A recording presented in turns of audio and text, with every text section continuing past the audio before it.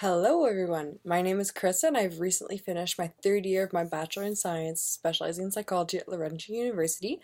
And in this video I'll be talking about the process for scholarships from the moment you apply until the moment that you actually get to spend the money. So the process does differ from school to school and also depending on whether it's an internal school fund or from an external fund. Merilee begins our conversation by asking, how do you apply for funding? So for scholarships from external organizations, applications are completely separate, meaning that you must apply to every organization and complete all procedures for each scholarship on their own. So this could include personal statements, references, essays, etc. Some organizations that offer scholarships include financial institutions, insurance companies, student employers, so make sure to check with these different organizations to see if they can provide you with any help. So you may find some of these on different websites such as Wyconic, Scholarships Canada, or by going door to door like I just mentioned. Once your initial search is done, start applying by answering the questions. This may be painful and plentiful, but it is definitely worth it. Once it comes to the internal organizations, such as our school organization, then you'll actually be able to usually find this under your portal online. Ours is my.laurentian.ca for Laurentian University, but it'll differ depending on your university or your college, and then you'll be able to see a list of the available applications for first year students, and you'll be able to check off which ones you want to apply for, and also see the criteria for each one.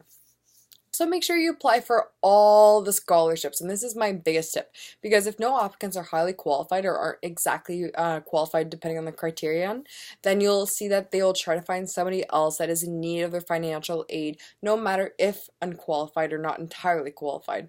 So one of my female friends actually was studying history, and she got a scholarship that was meant for a male varsity athlete studying human kinetics.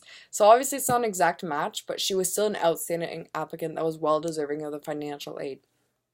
Next, you'll find out after the deadline if you're awarded the scholarship. So this may be done by phone or email, but don't lose hope as it may take a little bit of a time before they go through the whole process to decide who's the receiving applicant of the funding. So the way you receive your, so if you're awarded the scholarship, Emily actually asks us how we go about spending the money. So to answer this, the way you receive the money depends on the organization and the scholarship. So if it is an external fund, like I was mentioning, then most people will receive the funding through a check or through a direct deposit, and you can decide where you want to spend the money. So this can be with food, your rent, your tuition, kind of depending on what you need at that time. If it is internal, most schools will just apply the funding that you receive towards your tuition and directly to your fees. So this diminishes the amount you'll actually have to pay out.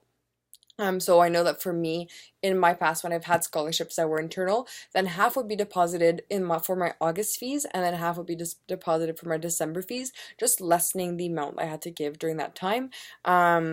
So in the end, my biggest suggestion, just to summarize, is to discuss with the organization to find out how they proceed, and also, once again, just apply to all of them. I hope this helped, and if you have any more questions, just let us know.